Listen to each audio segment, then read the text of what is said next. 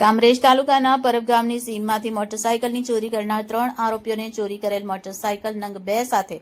દબોચી વણશોધાયેલ વાહન ચોરીના કુલ 2 ગુનાનો ભેદ સુરત જિલ્લા એલસીબી પોલીસે ઉકેલવામાં સફળતા મેળવી છે.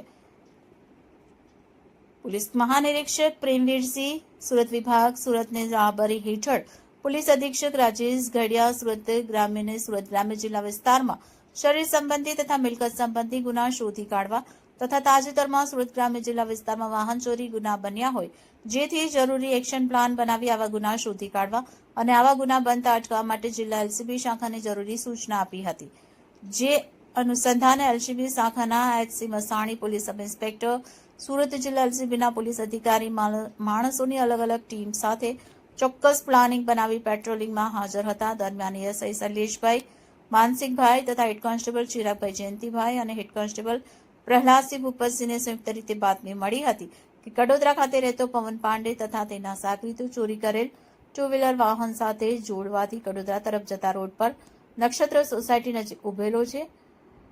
જે બાતમીના આધારે વોચ ગોઠવી આરોપીઓને ઝડપી પાડ્યા.